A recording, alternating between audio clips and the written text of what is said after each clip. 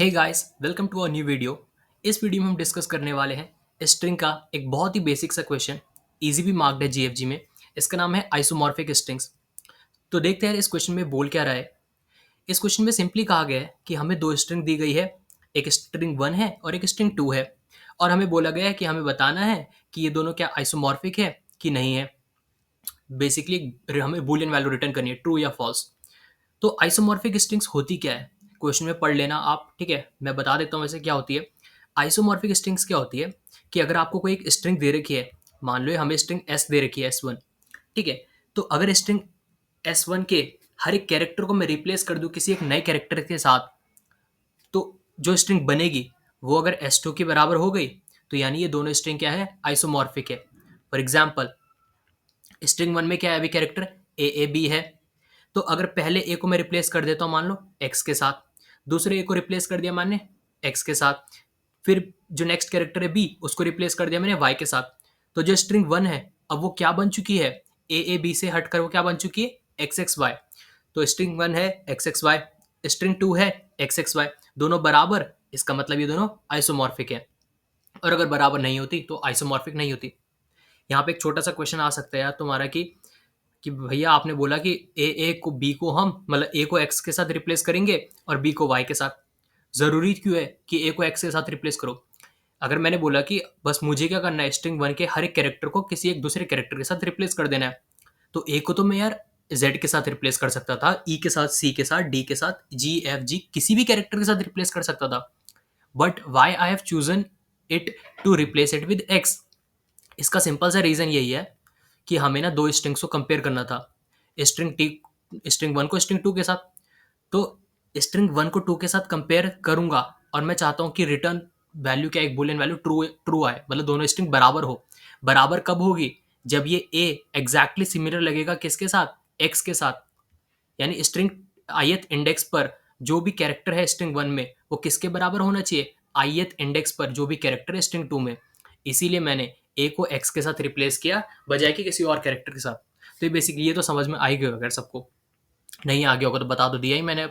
ठीक है, बट ना एक इंपॉर्टेंट चीज क्या है इस क्वेश्चन में, ये क्या लिखा गया है कि अ कैरेक्टर में मैप टू इटसेल्फ, एक कैरेक्टर खुद के साथ मैप हो सकता है, बट नो टू कैरेक्टर में map to same character. But कोई भी दो कैरेक्टर सेम कैरेक्टर के साथ कभी भी मैप नहीं हो सकते।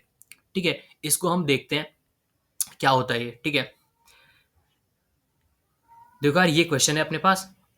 ठीक है, हमें क्या दिया गया है, हमें एक स्ट्रिंग दी गई है एस जो है एग, एक स्ट्रिंग टी दी गई है जिसका नाम ADD है। ठीक है, तो मुझे क्या करना है यार, मैंने अभी तक तुम्हें बोला कि मैप करना है आपको, ई को हटाकर किसी एक नए कैरेक्टर के साथ रिप्लेस कर देना है। और वो नया कैरेक्टर क्या होगा, जो दूसरी स्ट्रिंग में दिया होगा, दूसरी स्ट्रिंग में ए दे रखा, तो ई को बेसिकली मैं ए के साथ रिप्लेस करूंगा। ठीक है, तो हमें ना यहाँ पे क्या नजर आ रही है, हम ना मैपिंग ही तो कर रहे हैं, मतलब एक्स की मैपिंग ए के साथ है। अब मैपिंग कैसे होती है, की वैल्यू पेयर में होती है। ठीक है, तो अगर मैप करना है मुझे किसी चीज को, एक कैरेक्टर को दूसरे कैरेक्टर के साथ मैप करना है, तो क्या यूज करते हैं, ऑब्वियस सी बात है एक मैप यूज करेंगे। ठीक है, अब मैप के काम को मैं या तो मैप से यूज कर लूँ, एक अनऑर्डर्ड मैप बना के कर लूँ इस क्वेश्चन को, या फिर एक एरे बनाकर कर लूँ, किसी से भी कर सकते हैं, है ना, कोई किसी भी से भी कर सकते हैं जिससे हमें अच्छा लगे। ठीक है, जिससे हमें इजी पड़े। तो हमने यहाँ पे एरे से किया है। तो अब देखो क्वेश्चन में क्या था, मैंने बोला था दो पॉइंट है जो डिस्कस करने थे। पहला क्या था, नो टू कैरेक्टर में map to the same character. इसका मतलब कि मान लो यहाँ पे जो कैरेक्टर ई है वो कैरेक्टर ए के साथ मैप हो रखा है, हो रखा है, हाँ जी हो रखा है। फिर जो दूसरा कैरेक्टर है जी, अगर वो भी ए के साथ मैप हो गया तो ये चीज नहीं होनी चाहिए। मतलब कि कोई भी दो कैरेक्टर एक सेम कैरेक्टर के साथ मैप नहीं हो सकते। अगर ई ए के साथ हो चुका है मैप तो फिर कोई दूसरा कैरेक्टर उसके साथ मैप नहीं हो सकता। ई के साथ ई, जैसे ई किससे मैप हो रखा है, ए से, तो कोई दूसरा कैरेक्टर अब ए से मैप नहीं हो सकता। मैं यहाँ पे जी को मैप करा रहा हूँ ए के साथ, तो ये चीज़ गलत है, तो ये चीज़ नहीं होनी चाहिए। और दूसरा पॉइंट क्या बोल रहा है कि अ कैरेक्टर में मैप टू इटसेल्फ, एक कैरेक्टर खुद के साथ मैप हो सकता है। फॉर एग्जाम्पल, ये जी था हमारे पास, जी को हमने मैप किया डी के साथ, मतलब ये जी को मैप कर दिया हमने इस डी के साथ। तो अब कभी भी जी आएगा अगर मेरी स्ट्रिंग में आगे, तो वो हमेशा डी के साथ ही मैप होगा। ठीक है, और किसी के साथ नहीं हो सकता मैप। तो ये दो पॉइंट भी समझ में आ गए होंगे। अब क्वेश्चन करते हैं हम। ठीक है, क्वेश्चन करने के लिए स्टार्ट करते हैं। देखो, हम क्या करेंगे, आइटरेट करेंगे अपनी एस वाली स्ट्रिंग में। आइटरेट करना शुरू किया। अभी हम है जीरो इंडेक्स पर। ठीक है, अभी हम है जीरो इंडेक्स पर। तो मुझे क्या करना है, मैंने देखा कि जीरो इंडेक्स पर जो कैरेक्टर है, जो कि क्या है, ई है। मैंने देखा क्या ये मेरे मैप के अंदर है। ये मेरा मैप है, ठीक है, इसका नाम एम रख लो। ये मेरा मैप है। तो क्या ये मैप के अंदर है? नहीं है। अभी तो देखो मैप खाली है पूरा, मैप के अंदर तो नहीं है। तो इसको क्या करूंगा मैं, इसकी मैपिंग बना लूंगा मैं, और उसको मैप के अंदर स्टोर कर लूंगा। मैपिंग कैसे बनेगी, ये रहा मैपिंग के लिए, कि map of S of I should be is equals to T of I. यानी मैप ऑफ, ये रहा मेरा मैप, एस ऑफ आई क्या है अभी, देखो आई है जीरो। ठीक है, तो एस ऑफ जीरो पे क्या है, ई है। तो यानी मैप ऑफ ई पे क्या डाल देना आप, क्या स्टोर करा लोगे आप, टी ऑफ आई। आई तो अभी जीरो ही था, और टी ऑफ आई पे क्या है, सॉरी टी ऑफ जीरो पे क्या है, जीरो पे है ए। तो यानी कि मैप ऑफ ई में क्या स्टोर हो जाएगा, यहाँ पर ए स्टोर हो जाएगा। तो ये रहा मेरा ई, ई हो गया ए पे, सॉरी ई के साथ क्या हो गया, ए स्टोर हो गया। यानी कि ई की मैंने एक मैपिंग बना ली ए के साथ। ठीक है, वैसे ही अब हम आगे बढ़े। अब हम आए वन इंडेक्स पर। यहाँ पे हम मिला मिला हमें जी। क्या जी मेरे मैप के अंदर है अभी प्रेजेंट? नहीं है। तो यही करेंगे हम, मैपिंग बनाएंगे। ठीक है, यानी मैप ऑफ, ये रहा जी, जी की मैपिंग किसके साथ बना ली, डी के साथ। फॉर्मूला यही है, ठीक है, इस फॉर्मूले से समझ में आ ही रहा होगा तुम्हें। अब हम आगे बढ़े और, ठीक है, अब हम आए सेकंड इंडेक्स पर। सेकंड इंडेक्स पर क्या है, जी है। अब मैं देखूंगा क्या जी मेरा मैप के अंदर प्रेजेंट है। हाँ, जी तो ऑलरेडी मैप के अंदर प्रेजेंट है, ये रहा जी, जी तो ऑलरेडी मैप के अंदर प्रेजेंट है। तो इस केस में मुझे क्या करना है, मैं देखूंगा यार कि जी की मैपिंग किसके साथ हो रखी है, जी की मैपिंग किसके साथ हो रखी है, मुझे ये चेक करना है। ठीक है, तो जी की मैपिंग किसके साथ हो रखी है, यहाँ पे डी के साथ। जी की मैपिंग किसके साथ हो रखी है, यहाँ पे डी के साथ हो रखी है ना, जी की मैपिंग हो रखी है डी के साथ। तो इस केस में मुझे क्या देखना है कि जी ना किस कैरेक्टर के साथ मैप हो रखा है, जी हो रखा है डी के साथ मैप। तो मैं देखूंगा, मैं इंडेक्स पर टू था, इंडेक्स टू पर था जिसमें जी था। मैंने देखा जी क्या मेरे मैप के अंदर प्रेजेंट है, हाँ था मैप के अंदर प्रेजेंट। तो मैंने बोला जी किसके साथ मैप हो रखा, जी हो रखा डी के साथ मैप। तो अगर ये जो डी है, जी जिसके साथ भी मैप हो रखा, अगर वो किसके बराबर हो गया, टी ऑफ आई के बराबर हो गया, टी ऑफ आई के, आई क्या है अभी टू, और टी ऑफ टू पे क्या है बैठा है, डी है। तो डी डी के बराबर है, यानी कि ये आइसोमॉर्फिक स्ट्रिंग बन रही है। ठीक है, जब खत्म हो जाएगी तब वो बन जाएगी। ठीक है, तो अभी तो बन रही है, तो यानी कि ये चीज करेक्ट है, बन रही है आइसोमॉर्फिक स्ट्रिंग। तो मैं जी को फिर से किसके साथ स्टोर करा लूंगा, डी के साथ। ठीक है, ये हमने एक्स्ट्रा ले लिया, इसकी जरूरत नहीं है। ठीक है, तो अब जो स्ट्रिंग बनी हमारे पास वो क्या बन गई, हमारे पास स्ट्रिंग क्या बन गई अब, जो ये थी ई जी जी थी, ये बन रही थी, ये मतलब ई, पूरा ई ए के साथ मैप हो चुका है, जी डी के साथ मैप हो चुका है, और फिर नेक्स्ट जी डी के साथ मैप हो चुका है। अब आई क्या हो गया, आउट ऑफ बाउंड चले गया। तो यानी पूरा मैंने स्ट्रिंग एस कवर कर लिया। ठीक है, और पूरा स्ट्रिंग एस टी के बराबर हो गया। तो ये आइसोमॉर्फिक है। यानी एक एग्जाम्पल देख लिया। अब देखते हैं यार कब आइसोमॉर्फिक कब नहीं हो सकता। ठीक है, यार एग्जाम्पल देखते हैं। हमारे पास स्ट्रिंग है एस जिसका नाम है एफ ओ, स्ट्रिंग टी है जिसका नाम है एच ए आर। अब देखते हैं क्या ये आइसोमॉर्फिक है कि नहीं है। ठीक है, तो लेट्स सी। हम अभी है एफ पर, स्ट्रिंग वन में आइटरेट करेंगे। ये वन हो गया, ये टू हो जाएगा, और ये भी वैसे जीरो, वन और टू। तो स्ट्रिंग वन में आइटरेट करा। पहला कैरेक्टर क्या है, एफ। क्या एफ मेरा इस मैप के अंदर प्रेजेंट है? नहीं, मैप के अंदर प्रेजेंट तो नहीं है। तो मैपिंग बनाएंगे हम, एफ की किसके साथ मैपिंग करेंगे, एच के साथ। अब हम आगे बढ़े, हमें मिला ओ। क्या ओ की मैपिंग है, मैप के अंदर क्या ओ प्रेजेंट है? नहीं है। तो ओ की मैपिंग बनाते हैं। ओ की मैपिंग किसके साथ बनेगी, ए के साथ बनेगी। तो बन गई। फिर से हम आगे गए स्ट्रिंग एस में, इंडेक्स टू पर आए। क्या हमारा ओ प्रेजेंट है मेरे मैप के अंदर? क्या ओ की कोई मैपिंग है मैप के अंदर? नहीं, हाँ है। ओ की मैपिंग किसके साथ है, ओ की मैपिंग है ए के साथ, ओ की मैपिंग है ए के साथ, है ना। तो मैं देखूंगा ओ की मैपिंग किसके साथ थी, ए के साथ। तो क्या मेरा ए आर के बराबर है? क्या मेरा ए आर के बराबर है? नहीं है। तो इसका मतलब ये स्ट्रिंग आइसोमॉर्फिक नहीं है, क्योंकि अगर ओ आर के बराबर हो जाता है ना, ओ अगर आर के बराबर हो जाता तो हमारी ये वाली कंडीशन वायलेट हो जाती ना, जिसमें क्या बोला गया था कि कोई भी दो कैरेक्टर सेम कैरेक्टर के साथ मैप नहीं हो सकते। यानी कि अगर ओ ए के साथ मैप हो रहा है, सॉरी सॉरी सॉरी, ये चीज़ नहीं है। अगर ओ ए के साथ, हाँ मतलब एक तरीके से वही चीज़ है कि अगर ओ ए के साथ मैप हो चुका है तो ओ किसी और नए कैरेक्टर के साथ मैप नहीं हो सकता ना। मैंने क्या कहा था कि जितनी बार भी ओ आएगा वो हमेशा ए के साथ मैप होगा। और ये दरअसल सेकंड वाली कंडीशन थी कि कैरेक्टर में मैप टू इटसेल्फ, यानी अगर ओ ए के साथ मैप हो चुका है तो वो हमेशा ही ए के साथ मैप होगा। बट यहाँ वो क्या बोल रहा है कि ओ को आर के साथ मैप कर लो, तो ये चीज़ पॉसिबल ही नहीं है। ठीक है, क्वेश्चन के अकॉर्डिंग तो इसलिए आइसोमॉर्फिक स्ट्रिंग नहीं होगी। कोड देखते हैं अपना। ठीक है, कोड भी बहुत आसान सा है अगर थ्योरी हमें समझ में आ चुकी है। कोड में क्या कर रहे हैं हम क्या है, एक सबसे पहले एक कैरेक्टर एरे बना रखा है हमने 128 साइज का। 128 साइज ही क्यों?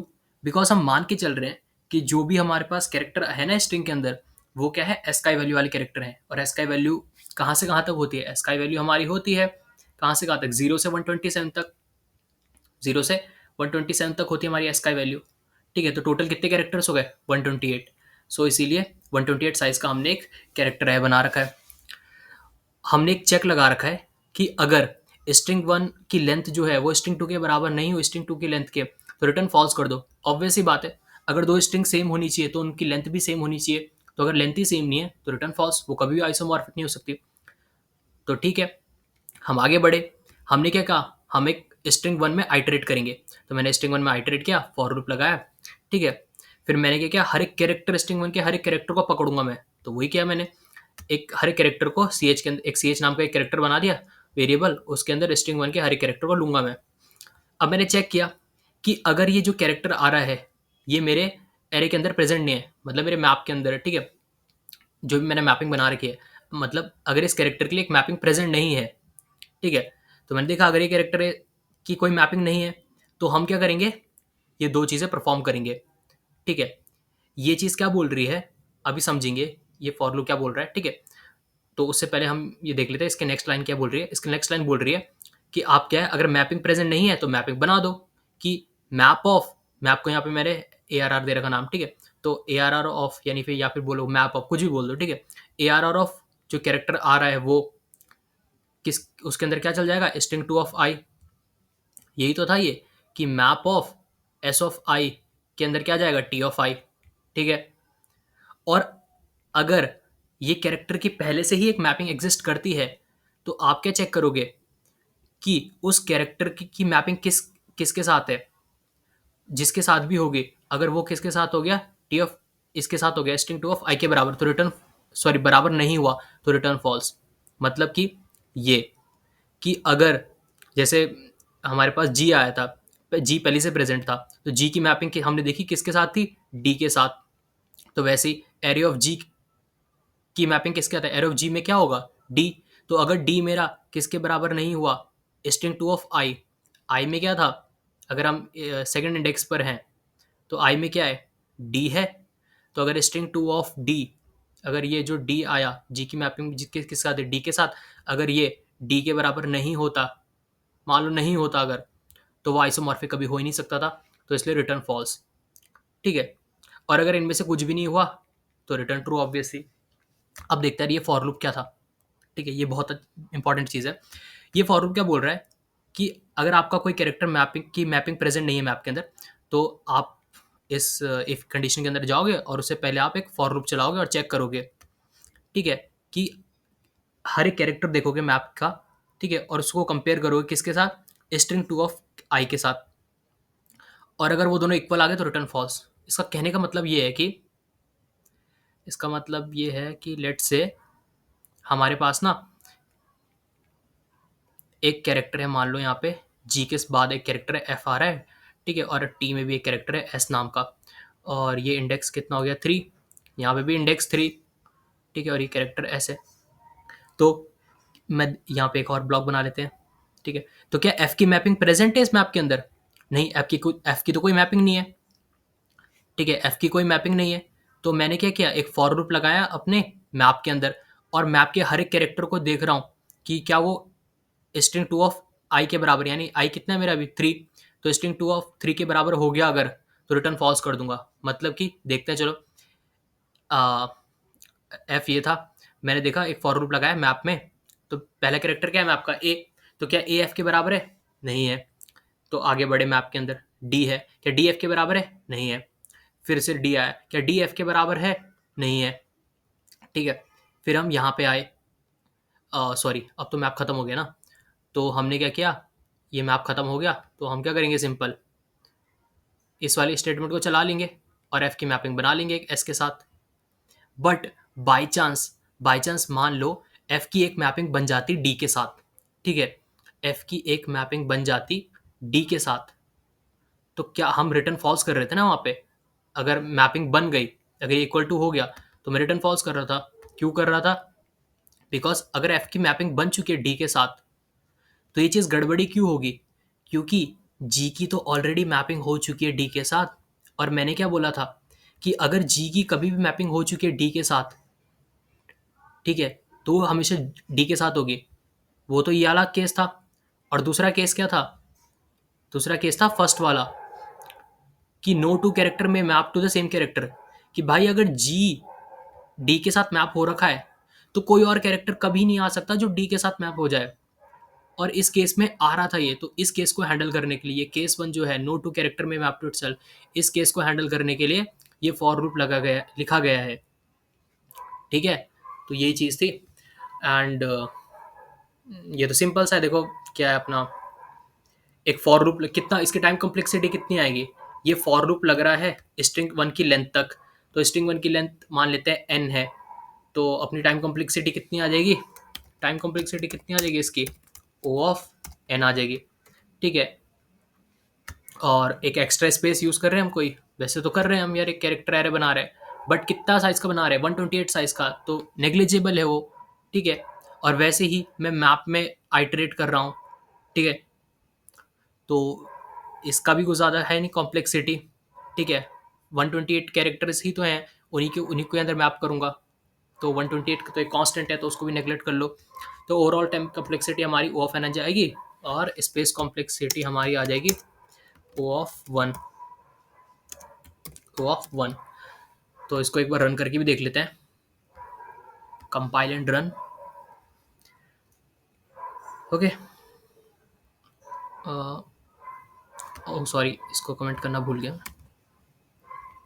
डायरेक्ट सबमिट ही मार देते हैं, कंपाइल रन साथ में ही हो जाएगा। ठीक है, तो देखो चल गया है। ठीक है, तो ये क्वेश्चन था, बहुत इजी सा था, होप सो तुम्हें पसंद आया होगा इसका सॉल्यूशन।